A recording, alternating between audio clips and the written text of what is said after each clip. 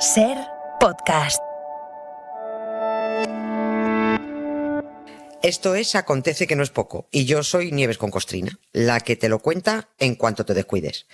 Cada fecha esconde grandes historias minúsculas, o no. A veces guarda pequeñas historias con mayúscula. Aquí te dejo escuchando una.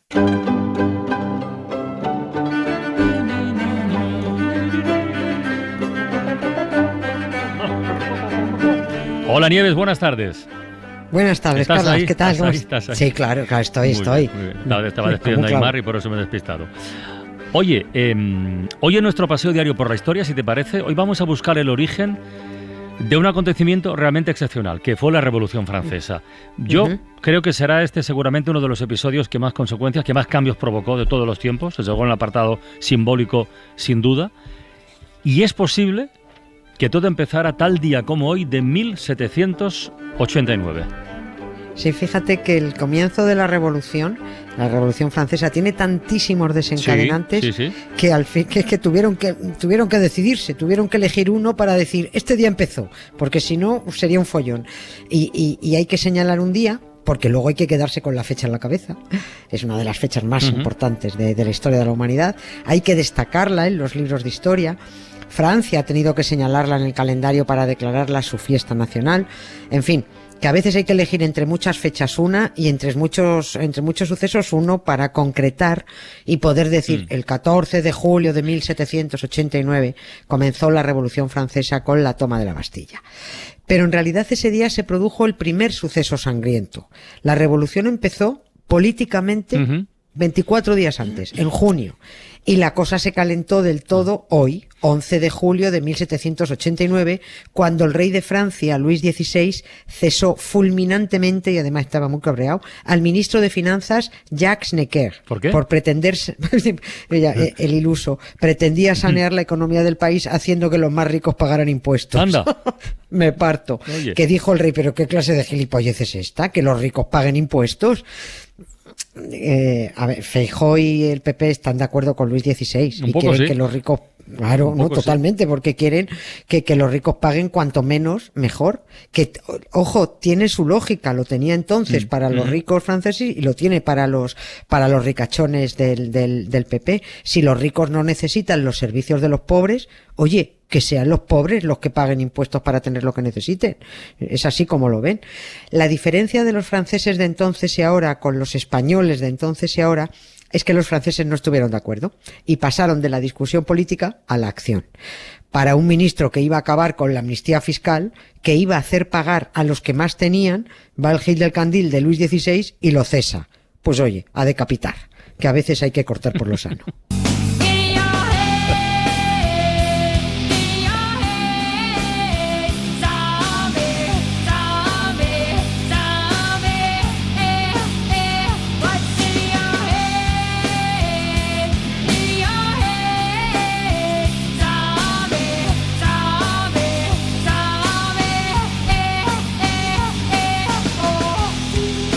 Sí, eso fue drástico de verdad, ¿eh? Oye, por recordarlo, el inicio, eso que has dicho, el inicio político, diríamos, ¿eh? Con comillas o sin comillas, da igual. El inicio político de la Revolución Francesa, ¿exactamente cuándo se sitúa? Tiene una fecha muy concreta que es el 20 de junio. El 20 de junio se produjo ese comienzo con ese episodio histórico conocido como el juramento del juego de pelota. Muy resumido, lo recordamos, porque ya lo contamos esto hace un par de años. Esto consistió en que los representantes de los franceses, que no eran ni curas ni nobles, se plantaron y dijeron: si aquí no pagamos todos impuestos y si no pagan más los que más tienen, la vamos a liar. Y la liaron, normal. la liaron. Claro. Más claro, los Estados Generales, que es como decir ahora el Congreso de los Diputados, antes se llamaba los Estados Generales, se reunieron en Versalles. Se llamaban Estados Generales porque los diputados se dividían en 3 estados. Un estado reunía a los curas, otro estado a los aristócratas y todo el mogollón restante era el de los pringaos. El famoso tercer estado sería este, ¿no? Eso que debía palmar siempre, porque si de 3, 2 eran los que eran y había uno solo, catacrac. Claro, de ahí vino, porque es que aquí no se votaba por número de diputados, aquí se votaba, cada estado tenía un voto. Entonces, claro, siempre había dos contra uno, siempre. El tercer estado siempre perdía las votaciones, porque el estado de los curas y el estado de los aristócratas actuaban como uno solo, votaban juntos siempre lo mismo, eran PP y Vox, la ultraderecha unida. Y como siempre votaban en contra de los beneficios para la mayoría, no había forma de sacar adelante nada, mucho menos el plan que había propuesto el ministro de Finanzas, Jacques Necker, y que consistía en aprobar que los curas y los nobles pagaran impuestos para sacar al país de la bancarrota. Francia estaba en bancarrota total. Pero los curas y los nobles decían que no, que nanay, que pagaran los demás, que ellos ni en broma. La bronca política fue monumental y los del tercer estado, los representantes de la mayoría de los franceses, se encerraron en el pabellón del juego de pelota de Versalles y juraron no salir de allí hasta que redactaran una constitución que defendiera los derechos ciudadanos. De eso se llama el juramento del juego de pelota. Las calles de París ese día empezaron a calentarse y el cenutrio de Luis XVI termina de liarla cesando aquel 11 de julio, tal que hoy, al ministro de Finanzas y encima culpándole de haber soliviantado a la plebe por intentar acabar con la amnistía fiscal. Esto es muy loco. Así que, tal que mañana, 12 de julio, los parisinos empezaron a pasear las primeras cabezas decapitadas. Eran cabezas de cera, pero ya era una pista de la que se avecinaba.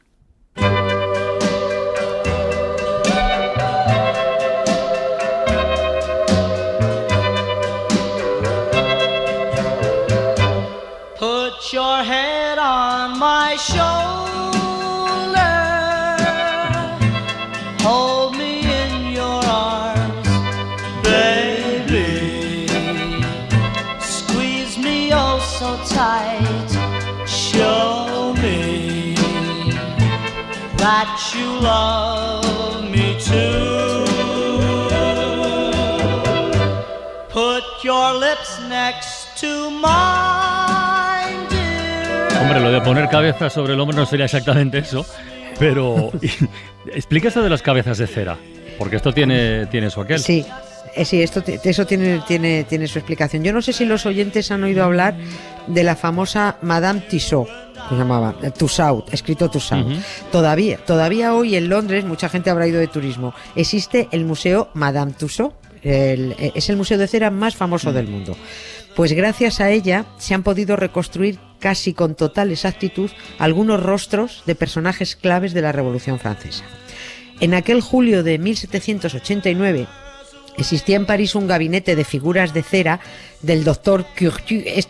Curtius se escribe, porque es que yo no tengo morro para cerrarlo tanto y decir Curtius. Como Courtois, como el portero del Madrid, parecido, ¿no? Parecido, pero los franceses Curtius. Bueno, hay que cerrar mucho el morrillo. Lo que ahora llamamos museos, antes pues se llamaban gabinetes. Sí. Y en ese gabinete del doctor Curtius se exhibían bustos de las primeras personalidades del país.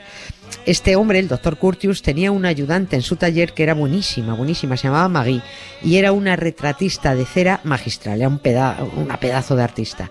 Entre las cabezas que había realizado en cera estaba la del ministro de Finanzas Jacques Necker, el que cesó Luis XVI, y también estaba a la cabeza el busto de otro personaje que era uno de los aristócratas, podríamos llamar revolucionarios, pero lo llamamos con la boca pequeña. Pero este era de los de... bueno, por el interés te quiero, Andrés. Era el duque de Orleans, Louis-Philippe Joseph d'Orléans, apodado años después como Philippe Égalité, Felipe Igualdad. Este tipo era primo del rey Luis XVI, pero también uno de sus grandes opositores, y se llevaba a matar con María Antonieta. ¿Pero era o no era un aristócrata revolucionario convencido? No sé si son conceptos antagónicos, pero bueno. A ver, yo de esta gente no me creo nada. Yo creo que no. No, lo que pasa es que le quitaron un cargo importante en la corte del rey por culpa de María Antonieta, se agarró un cabreo monumental y empezó a soltar lo más grande contra los reyes. Pero si no le hubieran quitado el cargo, tan contento hubiera seguido él, y ni revolucionario ni leches. Pero en aquellos inicios de la revolución se situó en el bando de los aristócratas revolucionarios por sus ganas de venganza con los reyes de Francia. Pero ante la plebe dio el pego, por eso lo consideraban un revolucionario, Felipe Igualdad.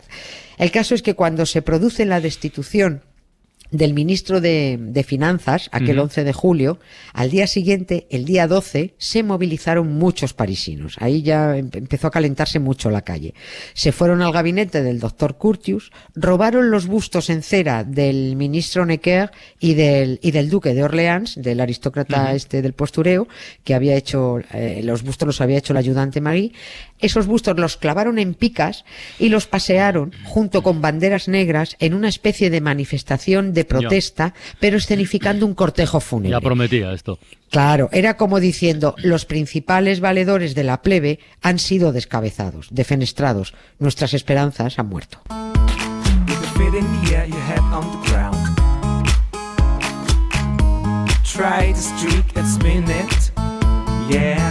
The hair collapse, but there's nothing in it, and you ask yourself, where is my mind? Where is my mind? Where is my mind? Where is my mind? Weigh it out. Oye, Nieves, ¿y los personajes estos que retrataba en Cera Marí eran solo políticos o aristócratas? Porque entonces, cuando estalló la revolución, su cuello no valdría mucho, digo. No valía nada, no valía nada, porque sí, hombre, en ellos, el gabinete del doctor Curtius y ella retrataban sobre todo, bueno, pues personajes de alta alcurnia, eran políticos y eran aristócratas, y encima ella, Magui, era monárquica declarada, o sea que sí, su cuello no valía un franco, y de hecho Magui acabó arrestada casualmente con una amiga, junto a una tal Josefina, que nos va a sonar mucho. Claro, Napoleón. Claro, la que luego fue esposa de Napoleón. A Magui llegaron a afeitarle la cabeza para decapitarla. Estuvo a un tris. Pero su jefe, el Curtius, y otro tipo, un actor que era muy colega del jefe, tenían mano con los revolucionarios, buscaron enchufe y consiguieron salvarla, pero con una condición. La ponían en libertad con el encargo de realizar los bustos de los ejecutados importantes. Que hace falta ser morboso. Los revolucionarios querían conservar las cabezas en cera de los que decapitaban. Así que le llevaban las cabezas recién cortadas, ensangrentadas, al taller, al obrador de Magui. Ella sacaba inmediatamente los moldes y de ahí reproducía la cabeza en cera, pero muy precisa y muy realista, porque la cera permitía moldear muy bien. Y así hizo los moldes de Robespierre, de Luis XVI, de Marat, de María Antonieta. ¿Y se conserva alguno de estos moldes? Se conservan algunos. Y además no solo moldes, sino, por ejemplo, el busto de Marat que hizo ella se conserva. Sigue en el Museo de Londres. Y la máscara original de Robespierre, sacada de la cabeza recién decapitada, también está en Londres. En 2013 salió en casi toda la prensa mundial la cara del auténtico Robespierre, porque científicos franceses la replicaron a partir no del molde de Londres, que creo que no lo prestan, porque claro, es una cosa histórica y muy delicada, sino a partir de una copia del molde que también se conserva en un museo de historia natural francesa, en la Provenza creo que está. La cara de Robespierre se puede ver en internet, yo recomiendo que la busquen porque es el rostro exacto que tenía ese hombre. Es una cara muy redonda, con las ojeras muy marcadas. Evidentemente este molde se lo hicieron recién decapitado, ¿no? Y además llevaba ya mucho tiempo detenido. Y se le pueden contar hasta las cicatrices de la viruela. Es un rostro con todos los detalles, porque Magui era un artista. Y que, por cierto, pasó a ser Madame Tussaud cuando se casó con el señor François Tussaud. No confundir con François Truffaut. Sí, no. El éxito de esta mujer llegó no en Francia, sino en Gran Bretaña. Abrió su museo en Baker Street, que es la calle donde vivía Sherlock Holmes, ¿no? Y el impulso definitivo se lo dio la reina Victoria de Inglaterra, que permitió que hiciera un molde de su cara para luego exponer su figura en el museo. Desde entonces, Londres cuenta con el museo de cera más importante del mundo y que tiene además 24 sedes en 4 continentes. Y fíjate tú, todo gracias a la Revolución Francesa.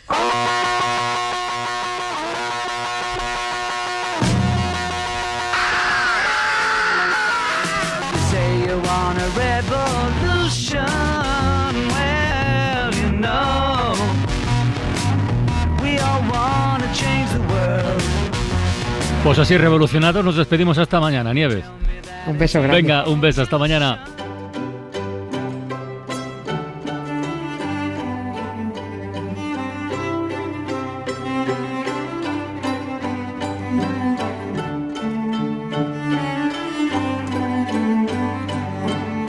Para no perderte ningún episodio, síguenos en la aplicación o la web de la SER, Podium Podcast o tu plataforma de audio favorita.